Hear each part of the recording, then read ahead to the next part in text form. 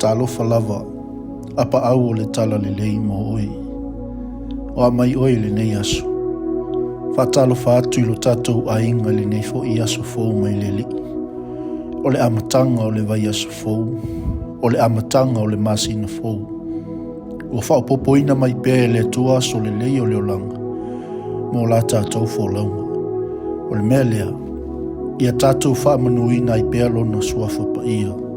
O lona alofa tu noa ma lona anga le lei. O toi momoli manuia mai ailo o tau soifua. Whapea fo isi o mātou ola vai vai. Ile nei vai aso fou wa a mātalia. Li ia lona suafa I whaavavau. E iei taimi o leolanga e o mai ainilu I tau e te le I mawhawhawinga. Mai te tau ona whetu na I muni ao I lau whaatau. Ina ia vea ma whaamanuianga muli muliani. Aisea, au au lo whaamanatu mai e le apostolo Paulo. O lo tātou pūpua ngā mā masania ma le wawe mawai. E tupu mai ai mo I tātou le manuia mawha. E matua silisili e se lava ma le whaavavau.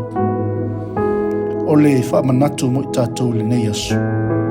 Whe mai le tala le thionga le tua I le Tanielu. Lua whai upa losu martasi. O ia fo'ina te li ua tausanga matau. E ave se ina e ia o tupu. E tofia fo'i e ia o tupu. E fua ina mai e ia le poto I e poto. Ma le malamalama I e o iloa le mawhawhau.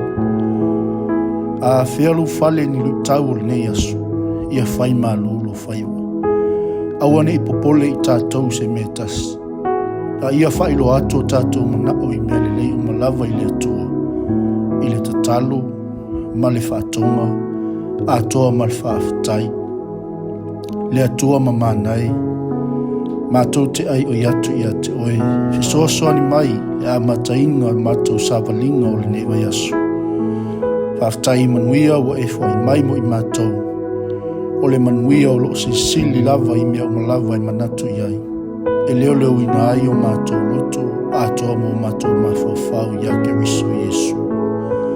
Whamanuia mai la matainga, whaiva malawa singa o le nei asu. Ono Yesu keriso, wala toaila mātou te talo. Ameni.